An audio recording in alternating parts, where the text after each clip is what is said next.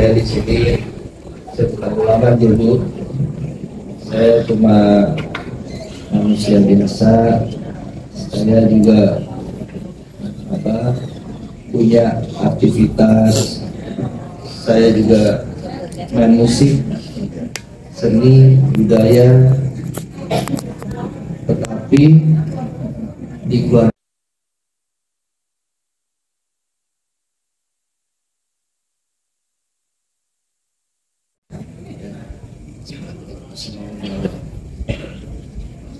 maka dari itu budaya itu, seni dan budaya itu sudah ada di keluarga. Jadi dimulai dari keluarga. Yang putri saya almarhumah itu dulu kalau kita mengumpul keluarga suka nyanyi keroncong. Nah jadi saya yang dengerin tuh kayak ini gitu.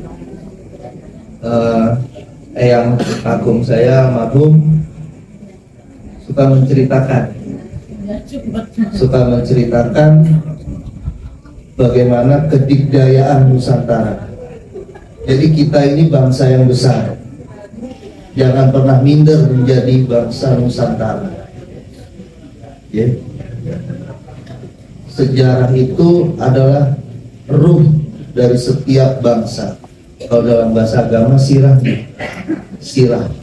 ada sirah nabawiyah, ada kisah-kisah para sahabat radhiyallahu anhum ajma'in, para waliullah.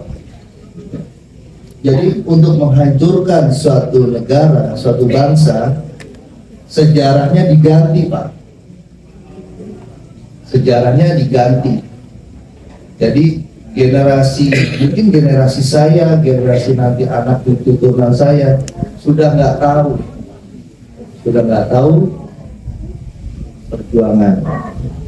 Sekarang saya mau tanya, siapa yang tahu nama aslinya Sunan Rahmat di sini siapa? Ini masih tanah Pajajaran, ya. Sunan Rahmat Raden Kian Santang. Raden Kian Santang itu punya nama Islam, bukan ganti nama ya. Namanya Sunan Rahmat. Sunan Rahmat Sukti kalau lengkapnya. Saya juga punya nama Islam, Bu, diberikan oleh salah satu ulama. Nama Islam saya Khalid Saifuddin Walid. Jadi kita jangan pernah terkecoh dengan cerita-cerita yang melebihi kebesaran dari Rasulullah SAW. Jadi nanti akhirnya kita melihat ini bukan melihat kemuliaan dari Rasulullah SAW. Kemarin itu kejadiannya, saya cerita sedikit ya, Pak Yai Gus. Jadi yang KRT Sumodiningrat itu diklaim oleh salah seorang habib, diakui di muka umum, dan makamnya dibuat baru di daerah Semarang. Ya. Nah, Eyang KRT Sumodiningrat ini adalah panglima perangnya Eyang HB2, kebetulan Eyang saya. Nah, Eyang KRT Sumodiningrat ini adalah mantu dari Eyang HB2. Jadi karena saya bukan ahli sejarah, tapi saya senang sejarah. Dari kecil tuh saya sudah senang sejarah. Di keluarga besar saya senang sejarah, saya suka tanya, saya ziarah. Alhamdulillah sampai leluhur saya yang wafatnya tahun 1200 saya sudah pernah ziarah itu. Yaitu di Kediri, di Eyang Jayabaya. Mungkin kalau di jalan-jalan Kediri ziarah ke sana. Ada lagi kerajaan Singosari, ya, ada lagi kerajaan Majapahit. Nah, ini kalau kita dipenggal sejarah di tengah, kita kehilangan jati diri, Pak, Bu. Saya tadi tanya namanya Sunan Rahmat Suci aja nggak ada yang tahu ya. Udah nggak ada yang tahu. Itu Raden Kian Santang. Mungkin kalau di kerajaan mungkin sedikit juga Siliwangi juga ya. Ya. Itu Prabu Siliwangi juga kalau nggak salah, yang kedua atau yang keenam. Nah, jadi Islam ini di Nusantara ini mau dihilangkan dengan cara yang keji bagi saya. Saya jadi generasi di bawah saya, generasi saya jadi tidak tahu gitu. Begitu gejolaknya perjuangan eyang-eyang kita dahulu melawan penindasan, melawan penjajahan. Maka dari itu, dari kemarin itu saya tidak setuju dengan nama begal naksab, itu saya nggak setuju. Saya lebih setuju di penjajahan. Karena ciri-cirinya yaitu apa? Mau menghilangkan sejarah. Nah, ciri-ciri penjajahan itu adalah sejarah dikaburkan dulu. Jadi kita dibuat tidak punya prinsip. Semoga saudara-saudara kita yang masih tidak apa bahasanya ya, belum Allah Subhanahu wa taala buka hatinya, yang tadi Pak Yai bilang disebut condoiran ya, semoga Allah Subhanahu wa taala berikan hidayah bagi mereka. Amin. Karena walau bagaimanapun pada akhirnya kita yang diadu domba gitu. Maka kemarin itu saya bilang bukan seperti ini, bukan pecah belah, tapi kita yang dipecah belah ya. Saya paling benci dengan adu domba karena eyang kita dulu bunuh-bunuhan karena adu domba. Negara ini sudah cukuplah dengan sejarah perang saudara, di Jogja perang saudara, di mana-mana perang saudara, cuma karena adu domba. Maka dari itu kita coba berpikir sebentar aja. Simpel kok. Ini rumah, yang misalkan ini rumah Gus Abbas. Di rumah ada bapak, ibu, anak, kakak, adik, ya, nenek. Tiba-tiba ada yang masuk. Ada yang masuk ngaku, saya ini kakakmu, saya ini adikmu, atau saya ini bapakmu. Nah, otomatis saya bertanya, kan begitu. Nah, kalau bertanya tiba-tiba nggak ada yang kenal semua. Maksudnya apa? Oh, ngaku-ngaku. Nanti di dalam rumah saya nanti ada yang hilang lagi. Sebenarnya itu logika sederhana, sederhana sekali. Ya. Lalu buat apa buat makam palsu? Kalau walang, ya. Kalau walang yang pasti itu pengaburan sejarah. Jadinya kita tidak tahu bagaimana gigihnya Eyang Pangeran Diponegoro berperang, ya, dengan pasukan Sabilillah juga namanya. Akhirnya kemarin diberitakan bahwa Eyang Pangeran Diponegoro itu memberontak. Yang ngomong pemberontak itu adalah London. Ya pastilah kita berontak. Apa namanya kalau di film itu namanya ekstremis. Ya. Kalau di generasi Eyang Kapung saya, rumah saya sampai dibakar di Jogja waktu serangan umum 1 Maret. Jadi saya di darah kita semua ini ada darah para pejuang. Jangan pernah ragu.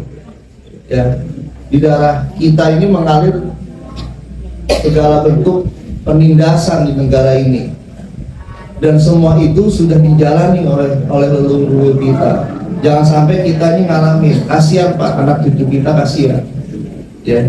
Nah, kemarin ini sudah sampai ke kurikulum. Ini bahaya sekali. Ya. Alhamdulillah di Jogja dosen dari UIN Sunan Kalijaga sudah berkali-kali ya, namanya Dr. Yasir Arafat sudah berkali-kali Pak, kalau makam-makam ini jadi gini, modusnya gini Gus, yang asli ini diklaim jadi namanya dia. Nah akhirnya dia buat baru nih, makamnya 2. Nah yang ini disedot nih keuangan gitu. Naudzubillah min dzalik ya, naudzubillah min dzalik. Maka dari itu edukasi atau cerita itu dimulai dari keluarga, Bu. Dari dalam rumah itu penting sekali. Bagaimana ceritakan pada anak-anak kita itu bagaimana negara ini mempunyai sejarah, bagaimana gigihnya kita melawan penjajah. Nah, kalau kita sudah tahu, giliran kita ada ciri-ciri penjajahan, kita sudah tahu. oh ini kita dijajah nih.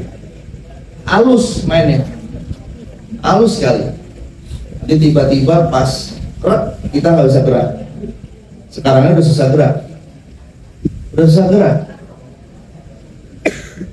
Ya. Saya tetap berprasangka baik. Semoga beliau diberikan hidayah oleh Allah Subhanahu wa taala. Dan saya berbicara seperti ini bukan berarti saya lebih baik dari beliau-beliau, dari panjenengan-panjenengan di sini semua, tapi semata-mata karena dasarnya kita ini semua ciptaan Allah Subhanahu wa taala. Ya. Jangan pernah sampai kita merasa lebih dari Rasulullah SAW. Ya. Dan doktrin-doktrin itu membuat kita terpana. Oh, jadi akhirnya kita lupa bahwa Rasulullah SAW itu Masya Allah. Gitu. Ya. Sekarang ada yang sudah pernah dengar kisah Sunan Bonang rahimahullah memegang pohon jadi emas. Lalu Sunan Kalijaga habis ngerampok melihat Sunan Bonang rahimahullah, akhirnya takjub, akhirnya sahadat. Nah, sahadatnya ini yang gak pernah dikasih tahu gitu. Yang diceritakan cerita-ceritanya aja. 70 kali hadap Allah kayak gitu. Akhirnya kita jadi kayak apa ya? Jadi kayak dongeng. Maaf nih. Gitu. Ceritakan bagaimana Nabi Musa alaihissalam melawan para penyihir, yang mukjizatnya. Nah, bagaimana para sahabat Rasulullah SAW, bagaimana Rasulullah SAW minum dari cawan ya. Ini sebanyak ini para sahabat tapi tidak pernah habis, semuanya kebagian. Itu nggak pernah diceritakan. Tapi yang diceritakan selalu yang hal-hal yang di luar nalar. Ya. Bagaimana Rasulullah SAW pernah memerintahkan sahabat untuk minta doa kepada wali. Sahabat ini kaget, ya Rasulullah, bagaimana? Ada wali kita ini sahabatmu, namanya Uwais Al-Qarni rahmatullahi gitu ya. Nah, kenapa dibilang rahmatullahi? Karena beliau ini belum pernah ketemu Rasulullah tapi hidup di zaman Rasulullah SAW. Jadi hal-hal seperti ini tidak pernah dibuka di muka umum. Kenapa? Padahal ini penting. Nah, kalau kita memahami perjuangan para waliullah, para wali songo di Nusantara, kita akan ketemu nanti Pak sama kebesaran dari Rasulullah SAW. Kita akan ketemu nanti di situ. Iya. Mungkin kayak gitu ya, insya Allah ya saya sampaikan. Saya prihatin di sini karena sejarah sudah mulai terkikis. Ya, kalau founding father kita bilang itu Bung Karno, jas merah. Jangan sekali-sekali melupakan sejarah. Karena bangsa yang besar itu adalah bangsa yang menghargai jasa para pejuang, pahlawannya. Ya. Nah, pahlawan ini penting sekali dipelajari. Coba kita menjadi pemuda-pemuda yang kritis dengan bagaimana sih dulu nih perjuangan nih, bagaimana sih gitu loh. Apa yang para pejuang kita nih pikirkan, semangat itu bagaimana, dan apa peran para alim-alim ulama pada saat itu penting. Nanti kalau sudah ketemu, nanti nggak akan ketemu, yang di sebelah nggak akan ketemu Pak ya. Iya, karena ini fakta ya, fakta sejarah. Nah, kalau fakta sejarah didebatkan, nah berarti ada yang nggak beres di situ. Mungkin kira-kira itu J. Yang benar datangnya dari Allah Subhanahu wa taala, apabila ada yang salah itu dari khilafah saya sendiri. Assalamualaikum warahmatullahi wabarakatuh.